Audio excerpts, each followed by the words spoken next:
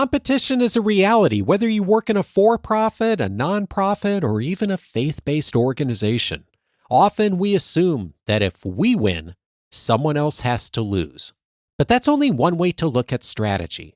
In this episode, how to create opportunities that don't disrupt what others have already built. This is Coaching for Leaders, episode 641. Produced by Innovate Learning, maximizing human potential. Greetings to you from Orange County, California. This is Coaching for Leaders, and I'm your host, Dave Stachowiak. Leaders aren't born, they're made. And this weekly show helps you discover leadership wisdom through insightful conversations. Many of the conversations we have in the context of organizations are often in the framework of win-lose, zero-sum. That is the way traditionally a lot of business strategy has been framed over the years. But there's so many more ways to look at it and such better ways to be able to frame the strategy in our organizations. Today, a guest with us who has helped so many of us to reframe our thinking and to do better, not only for ourselves and our organizations, but also for the world. I am so pleased to welcome Renée Mauborgne to the show today. She is the INSEAD Distinguished Fellow and Professor of Strategy at the Global Business School, INSEAD. She is the co-author of the 4 million copy global bestseller, Blue Ocean Strategy, which is recognized as one of the most iconic and impactful strategy books ever written. She is also co-author of the New York Times, Wall Street Journal, USA Today, and Los Angeles Times bestseller, Blue Ocean Shift. To date, Blue Ocean Strategy and Blue Ocean Shift teaching materials have been adopted by over 2,800 universities across the globe. In 2022, Harvard Business Review selected Blue Ocean Strategy as one of the most influential and innovative articles published in HBR over the last 100 years. Along with her colleague, W. Chan Kim, she was named the most influential management thinker in the world by Thinkers 50. She's the first woman to ever secure that top spot. She is the co-author with Chan Kim of the new book, Beyond Disruption, Innovate and Achieve Growth Without Displacing Industries, Companies, or Jobs. Renée, what a pleasure to have you here. Thanks, Dave. I'm excited to be with you. Me too. And I have not shared this with you yet, but I never read Blue Ocean Strategy when it came out. I'm one of the 4 or 5 people I think who didn't. And the reason I didn't is because my manager at the time when I was working at Dale Carnegie had read the book right when it came out and told me all about it. We had a number of conversations. He walked through all the thinking in the book, and it influenced a lot of his thinking and his strategy at the time. And it got us doing some things, which in a firm that had been over 100 years old, sometimes didn't always move on things that were new. So thanks all these years later for being an influence in my work and in my career, even though I hadn't read the book. Well, thanks, Dave, for sharing that. And now we got to get you to read that book, Dave. Yeah, indeed. Well, and I've dived obviously in your work a lot in the recent past. And, I really was struck at the start of this new book. You mention that your work has been defined by an ongoing conversation about strategy and innovation. And that whenever you get into that conversation, the topic of zero-sum thinking always comes up. What does zero-sum thinking look like and sound like? Well, in strategy, zero-sum competition or zero-sum thinking looks like, my win is your loss. So I'm in a market share battle, and the more market share I gain, my intent is to take it from you. So Coke versus Pepsi, they're all taking an existing industry and assuming demand is stable and consistent. And so my win, what I win, comes from you losing in your market share. In the field of innovation, it really looks like disruption. So I'm going to win. Disruption is really a 1 wins, 1,000 loses game. So Amazon wins, and we see all the firms that go out of business on Main Street in retail, or we saw it in booksellers. So it's really the my win is your loss theory. And it's played out everywhere. And it's in all the benchmarking company doesn't do in strategy. And it's in all the efforts in innovation for me to destroy and displace you that we see in Silicon Valley and in boardrooms. There are 3 big distinctions that you make in the book, and the 3 are disruptive creation, blue ocean strategy, and non-disruptive creation. Could you illuminate those three and the distinctions between them? Yeah, that's great. So disruption, if we simplify that, is when you offer a breakthrough solution to an existing problem. So Amazon gives a breakthrough solution to retail and boom, it wins. And then most of Main Street, or a lot of it, significantly gets displaced or destroyed. We see that. And that happens when you create a new market within an existing industry. So my win, again, is your loss or the loss of many. Blue ocean strategy occurs when you create a new market across existing industries. Here, there's a margin of disruption, but also a lot of non-disruptive growth. So Cirque du Soleil, it gets created. It's part circus, part theater and opera. It doesn't exist in either industry in particular. Stole a little bit of customers from circus, a little bit from Broadway and theater, but also pulled in all new demand. So it's across existing industries. And then beyond disruption or non-disruptive creation, which our new book is about, which was very exciting to us because we've always assumed, as you started the interview, that in one way or another to win, and Blue Ocean, we see that too, to some marginal degree, there's an element of destruction that occurs. But when we looked into our research, we started to find all these cases of companies creating industries and new markets that had no displacement at all. In other words, positive sum, where my win doesn't come at anyone's loss. And that occurs when you create a new market outside of an existing industry. So if you look at 23andMe, the billion-dollar company, it creates a new market for genetic testing, directly to the home for an individual, and it displaces no single industry. You look at Square with the Square Reader, it allowed micro businesses and individuals to accept credit card payments. It doesn't disrupt or displace credit cards nor existing payment technologies and opens up a new billion-dollar business. And that was what really excited us. So one is within disruption, Blue Ocean strategy is across, and non-disruptive creation is beyond or outside of. But all three of them, the commonality is they create new markets, or what we call blue oceans in bigger sense. Yeah, it's really an exciting way to think about opportunity and growth. And you write, non-disruptive creation creates new industries without leaving failed companies, lost jobs, and destroyed markets in its wake. It offers the immense potential to innovate new markets where none existed before. If we could better understand this other form of market creation, innovation, and how it works, we'd be better equipped to achieve it. And I think that's the thing. As I really studied your work and was thinking about it, wow, what an opportunity. And yet it really does require a different kind of mindset than I think a lot of leaders have been trained for and accustomed to, doesn't it? Well, it does. And, the whole second half of our book is all about the how. Yeah. How do these companies do it? How do you identify these opportunities? What questions do you ask to see what prior you could not see because you don't have that lens? And then how do you unlock those opportunities? And then how do you realize them even when you don't have significant resources? So even I'm a startup or I'm a small business within a larger company and my boss hasn't handed me a lot of resources, how can I be resourceful and still make new opportunities happen? And so the second half of the book is all about the very critical question of how do we move from thought to action to achieve real measurable results?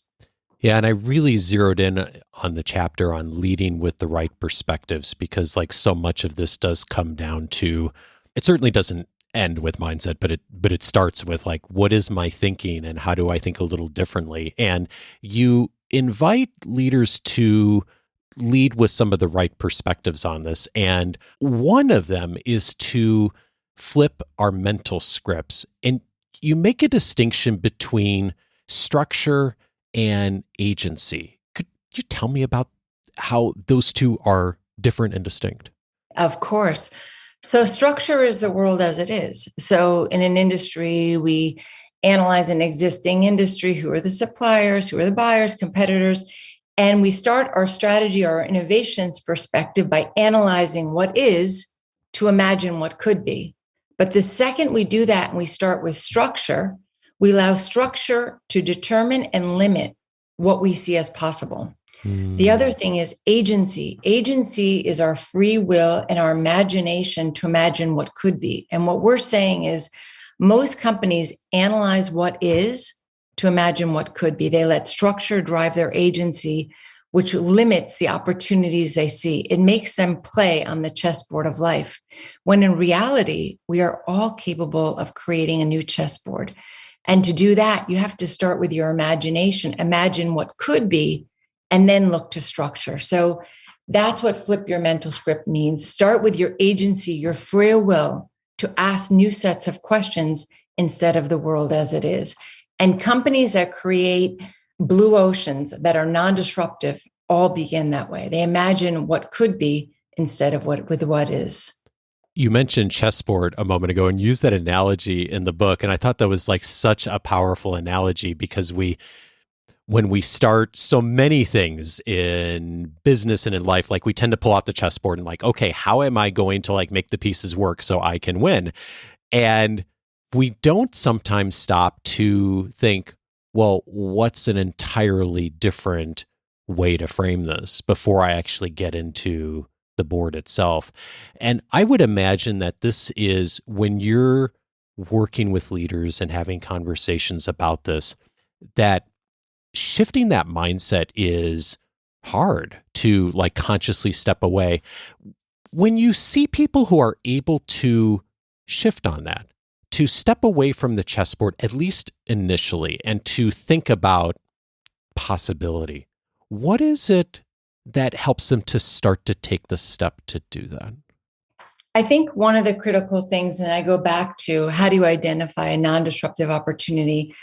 You need a different lens that you can look at to apply, because otherwise, as you said, it could be paralyzing. Okay, I can't look at what is, but then what is the alternative? Like everything else that's out there.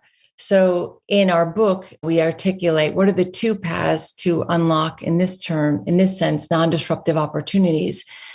And that is, okay, I'm not going to look at what is, but what I want to begin with, what are existing but taken for granted problems or opportunities that no industry exists that addresses? Or what are emerging problems and opportunities that are arising due to demographic shifts or shifts in society or new technologies like AI and smart machines? Why do we give those two paths? Because you want to start with understanding what is the problem or opportunity you want to create. You want to start there.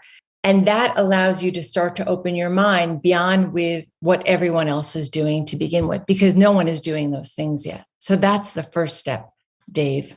Yeah, it's important and yet a hard thing to do, of like really stepping away from it. Who's doing that well now? Like when you think about organizations that you've seen who have made that shift in recent years, who are you impressed by?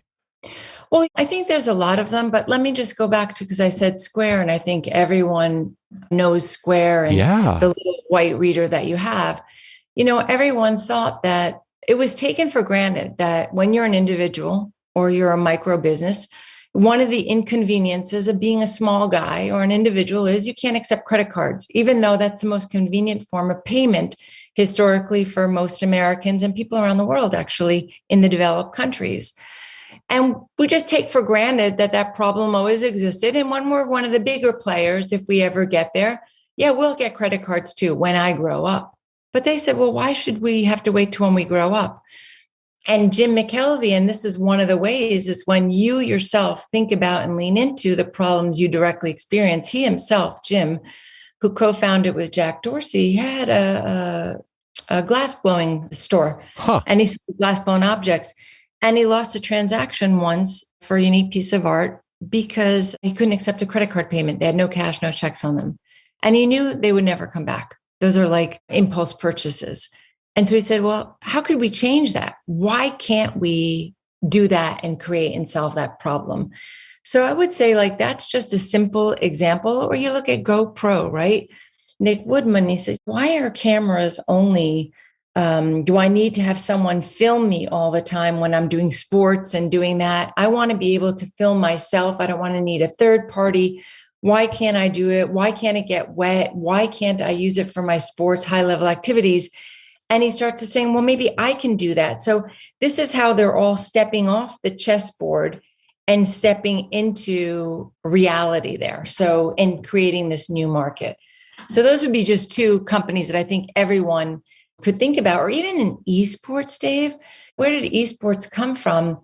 They started finding out in Korea that lots of young where video games were a big part of the culture, even before it was really as big in America. And they started to find out in these, cafes where people would go there for coffee and playing the games, video games, tons of people would stand around and watch young people play. And they said, well, wait a minute. People actually enjoy watching video games as much as playing the video games, just like people like watching tennis as much as playing tennis. Why can't we start creating live action sports to watch video games and create esports? Why can't we do that as well? So those are just some of the people that are starting to ask different questions. But in the book, we give you the two different paths and the ways to do it. So you with your team on a Friday afternoon could say, we always think zero sum. What if we wanted to do a non-disruptive opportunity, non-disruptive market? Shannon and Renee identified these two paths. Let's just brainstorm. What problems do we take for granted that we could start to overturn? Or what are some emerging problems that we could start to address that are outside existing industries? And then with the examples that we give, it starts to widen your thinking and inspiring you. And you can start to have those conversations and really get some good ideas on the table. It's interesting. And it's so, thank you for those examples, by the way. And it's so, when you do it well, like how massively successful it can be. I mean, I think about how much has changed with Square and the ability for small businesses to take payments. Our kids and I go to Angels games here in Southern California a few times a year, and I prefer to use digital payments whenever I can. But I've been in the habit of always bringing cash to the game to pay the parking person, because that's like the one place where you still need to use cash. And the last time we went, I handed over my cash, and they say, "Oh, actually, we don't take cash anymore. We only take credit card payments." And I thought how ironic that is, that we've come full circle over the last decade on that system, and how powerful that's been. And speaking of technology, we're all so captivated by everything that's happening in technology, AI especially right now. And there's an invitation, and there's also a bit of a warning in the book of, don't confuse the means with the ends. That technology enables, but value innovation is ultimately what creates a non-disruptive market. What's the confusion that organizations and leaders sometimes make on this? Well, I think you hit it on the head, Dave, is that people are so enamored by technology. So you see a lot of companies put a lot of money, hundreds of millions, even billions into new technology, without asking, where's the real value and use for the users? Why should people, how is it going to make your life more convenient, more simple, have more fun, excitement, lower risk? What is in it for people? And so what we always say is, think about, when you want to create, what's a leap in value? How is it going to change buyers' lives for the better, whether a B2B or a B2C? And then from there, think about technology as enabler. How can you leverage technology to achieve that, to lower your cost structure? And I think the biggest mistake people make is they think that technology is what drives new markets, when it's not. It's fundamentally about value. I mean, Facebook has put so much money into Meta, billions. Now, of course, they're letting go of lots of people in there because they wanted to lead with technology. And they thought, if we're first and we're best and we have all this technology, people will come. But the experience wasn't worthwhile at all when people went there. It was boring. Some people said there were some violent activities going on. Yeah. There wasn't much to do. The caricatures that you created, or the avatars, were funny looking. And so they really hadn't thought through the real value of why it's of interest. So yeah, maybe I'll go and try it for a few hours, just for the novelty of it, to see what it's like. But if there's no value, you're not returning. So you have to really think about, what is the leap in value you're going to provide to buyers first. And then it can be achieved with or without technology. You don't always need it, or it can be achieved by using existing technology that's already out there that you repackage. And why that's also so important is, not every company has hundreds of millions or tens of millions or even 1 million to invest in technology. And so, what we say to people is, start thinking value first, because you may not need that technology, Or you may, through your resourcefulness, as we articulate in the chapter on the how, be able to leverage other people's technology and not take that cost on directly yourself. So you lower your cost structure. So those are lots of different reasons. You may be saving yourself a lot of money and a lot of loss by thinking that way. But one thing is, keep your eye on the prize, and it is leap in value for users. It is not technology first. No. Yeah, and yet it's so tempting. We see these cool new tools come out. I find myself tempted by them in our business to try things out. When someone or an entity kind of goes down the path of technology and playing with it, and the technology is really driving the intention versus the value creation, what would be the kind of thing a leader or organization would notice that would maybe be an indicator that we're maybe putting the technology before the bigger picture? So what's a leap in value going to provide to users through this? Tell me in a minute and a half. How does it make their lives easier, simpler, better, more convenient, less risky, more fun and exciting? Tell me. If you can't tell me in a minute and a half, you're leading with technology. So go back and start thinking about it more. You have to convince me, why would my grandmother, or why would these 5 businesses down the street, if it's B2B, in a 5-minute sales call, because no one has time, why would you have hooked them by what you're saying? Where's the value to them in it? And that's what I want to, so what? The question is, so what? Great, bleeding edge technology. If you're trying to win a Nobel Prize, I congratulate you. You want to win an R&D scientific paper, I congratulate you. But for the average user, whoever that is, that your target customer is, tell me the value now. And you should be able to tell me simply and fast and easy. And you said a moment ago that being able to leverage other people's technology is one avenue toward that. What's an example of like how an organization might do that works better than maybe taking it on themselves? Well, we talk about how do you realize non-disruptive opportunities, because people hear it and they think, oh God, am I capable? Of course you are. We talk about that Graham, who was a secretary, and she created liquid paper, this whiteout that we all use, or our children use. Yeah. She created that. So we are all, without us appreciating, capable of it. But what we're talking about there is, how do you realize it is resourceful? So let me give you an example of technology to your point and go right back to Square. So Square, Jim McKelvey and Jack Dorsey had the idea, let's create the ability for an individual or a micro business like a farmer's market vendor to accept a credit card payment. How do we do that? So they had this idea and they said, well, we can't devise this technology, but what's something everyone has is a smartphone. Everyone has a smartphone. So they said, what if we use a smartphone to read a newspaper, to take a photo, to listen to music? What if we could use it to accept credit card payments? So they said, okay. They said, but gosh, to use an iPhone, the way that you have to do that is you have to come up with a contract with Apple to plug it into where you plug in for recharging. They want to have royalties. They have all strict requirements. It can take a long time. And so Jim McKelvey started thinking, well, how could we be resourceful? So we cannot develop, a new payment processing system. We can leverage the iPhone, but is there another way we can leverage all of Apple's multi-billion-dollar R&D budget? And he said, well, what if instead of plugging into the docking station, we plug into the universal jack? If we could plug into the universal jack, I don't have any agreements I have to sign with Apple. I owe them absolutely no royalties.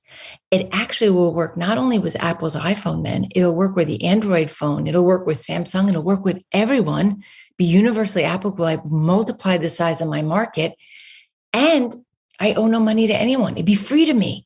Now they get excited. They're being resourceful. And so they were the first people to figure out how they could use the jack to attach that little white square that you run your credit card through to accept it. So in the Beyond Disruption, and this is whether you're doing a non-disruptive market, your traditional business, we lay out what are the paths to resourcefulness that most companies don't take advantage of. We articulate, it's not the resources you have, but your resourcefulness that determines whether you create these new markets. So you have no money, don't be overly concerned about it right away. Start understanding. And there was Jim and Jack leveraging all of Apple's entire R&D budget for $0. And they had a universal payment processing thing that everyone already had to create that. All they invented was the little white square that went on top. Yeah. That was it. It's really fascinating. And like in retrospect, it's so obvious. And yet like how often we miss that in so many organizations and strategy. I have a dear friend who runs a nonprofit, and one of the struggles she often runs into is other people who have the same heart for the issue she does, of wanting to start new nonprofits and kind of start from the ground up and begin something new and found something new. And how often people fail to look at like what's already in the ecosystem that they could partner with and actually make a much bigger contribution to the work that everyone's trying to do. And yet we often think that like we just have to do it all ourselves. We have to build it from scratch, from the ground up, versus leveraging what's already there. And it's just, I think like it's a great invitation to just think like, how can I actually think about that the technology as a path first before like just jumping in and starting to build stuff and take new things on. Well, in Beyond Disruption, we really articulate what are the different sources of resourcefulness, because a lot of people don't know what are their different, like, okay, I've got to be resourceful, but what does that mean? Yeah. So one is, how do you leverage other technologies and other people's resources? And that's one of the ways. But, we lay out multiple different paths that most companies don't even think about. And so, and we also lay out, how do you identify all the assumptions that we make that lock us into that existing chessboard? And how can you flip those? And I think one of the things that we often find is that when companies, we're good at competing in zero sum because that's what we've historically been doing. Anything you've been doing for a long time, you get good at. But actually, if we have tools and a process and a way to think actually differently, it's amazing what companies and individuals are able to do when they start to apply that.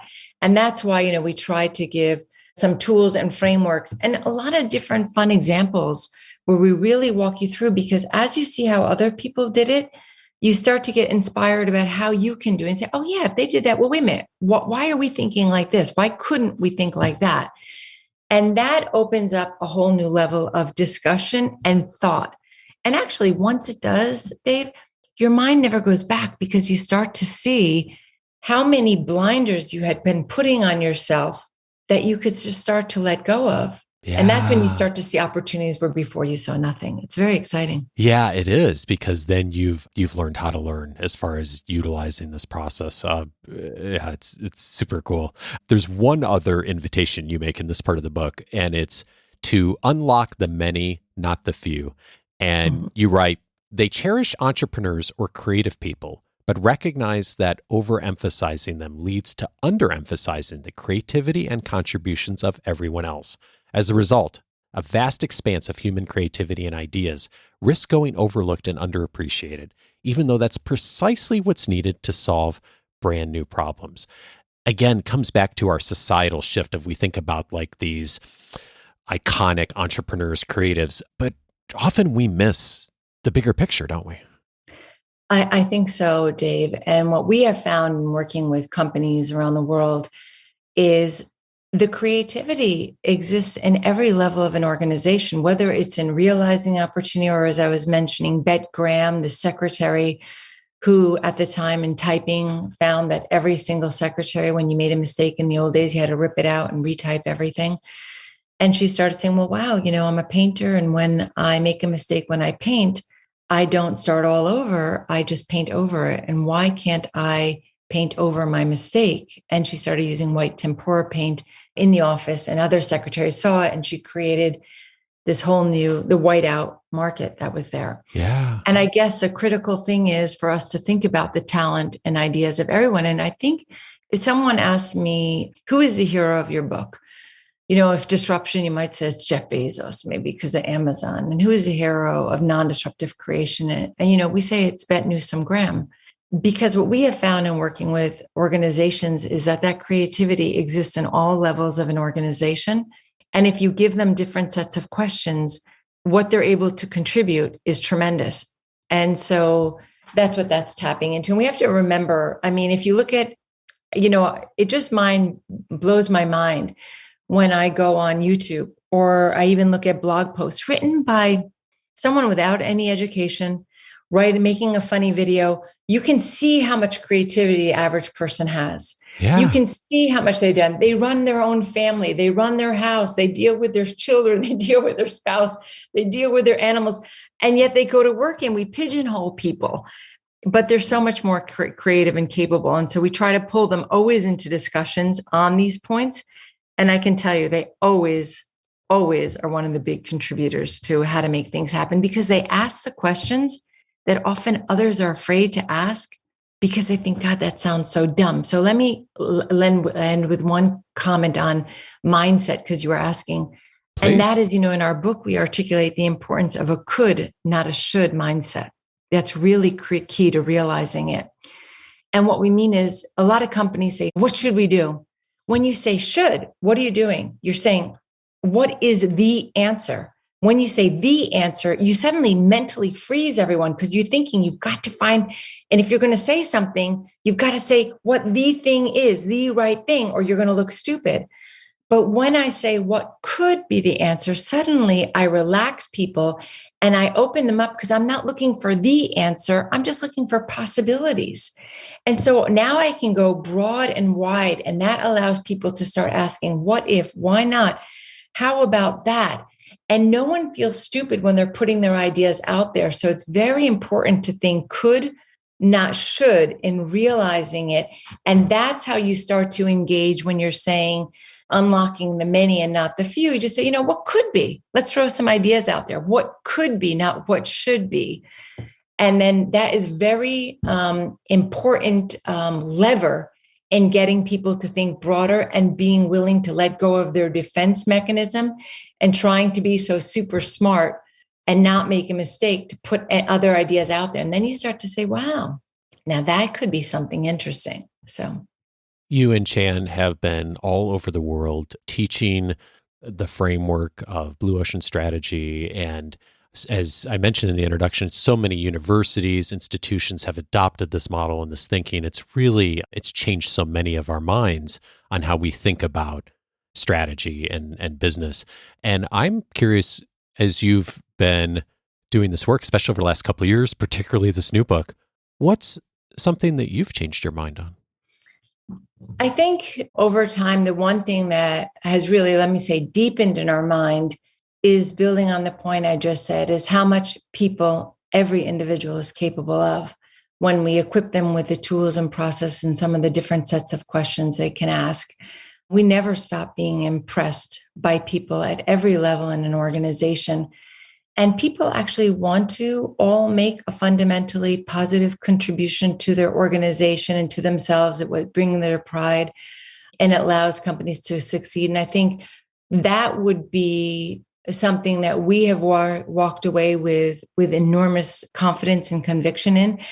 And the second is the range of opportunities, even in non-disruptive creation, and this new idea, how many new markets and industries we can create beyond existing industries. As our research deepened, we started thinking about whether pet Halloween costumes, my goodness, $500 million industry. Yeah, That's not amazing. Disruptive, right? Life coaching, one of the fastest growing industries, no technology, non-disruptive industry. Hair color, non-disruptive industry. Esports, all of these are non-disruptive. And I think the other thing we saw is how many more opportunities are out there if we start to shift away from just thinking we have to disrupt and destroy others. Renée Mauborgne is the co-author of Beyond Disruption, Innovate and Achieve Growth Without Displacing Industries, Companies, or Jobs. Renée, thank you so much to you and Chan for all of your work. Thank you.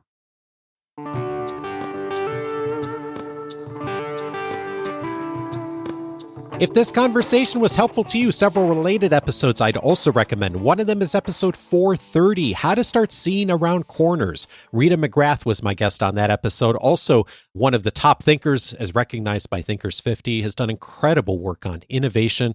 In that conversation, we looked at the reality that leaders are called to, of course, think about the future. Think about vision. Where's the organization going over time? And of course, none of us can predict the future, but we can look at the trends and we can start looking around the corners, as she calls it. There are some practices that will get you and your organization starting to do that better. Episode 430 is a great starting point for that. Also recommended episode 580, Help People Show Up as Themselves. Frederick Laloux is my guest on that episode, and we talked about the process of helping people show up in better ways. And it is one of many of the pieces of the constellation of reinventing organizations. That's the title of his best-selling book. The reason I'm thinking of Laloux is that his work has really inspired many of us to think about organizations and their structures and their cultures in non-traditional ways. And I think it fits in beautifully with Renée's message for us of thinking about how we can create in a non-disruptive way. There's also some amazing ways that organizations are doing that today, many successfully. That episode 580 is a great starting point to introduce you to Frederick's work. So a great place for that.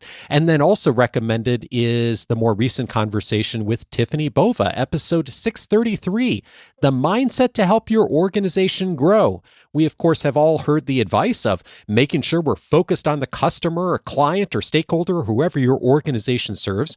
And it also means paying attention to employees and serving them well. It's not an either or, it's a both and. And Tiffany and I talk about that in that conversation of how as an organization can we, yes, both address the needs and the mission of serving customers or clients well, and also at the same time, how do we take good care of the people who work in the organization? The best organizations and leaders are doing both of those and keeping both of those at the forefront of their thinking. Episode 633 is your invitation on where to begin that thinking process as well. All of those episodes you can, of course, find on the coachingforleaders.com website. Speaking of strategy, the strategy of the website is to be as useful to our members and listeners as possible, period. That's what it's really designed to do. That's why we designed it in the way we did. And one of the key benefits inside the free membership is to be able to help you to find what's most relevant to you right now. And so we have sorted and tagged all of the episodes aired since 2011 by topic, so you can find exactly what you're looking for right now. So maybe it's under strategy, which is one of the areas, but maybe it's how do you develop talent inside your organization, or maybe it's a core management skill on delegation right now, or how do you be more productive with your time, or how do you handle meetings well? So many different categories, dozens and dozens of others inside of the episode library. It is one of many of the benefits of free membership. If you haven't set up your free membership, I'd invite you to do that. Go over to coachingforleaders.com.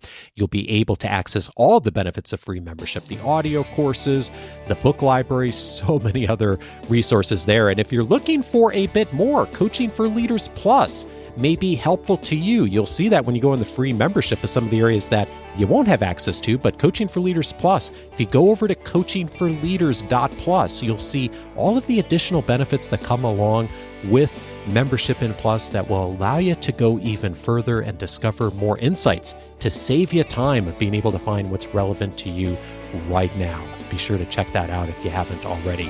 Coaching for Leaders is edited by Andrew Kroger. Production support is provided by Sierra Smith.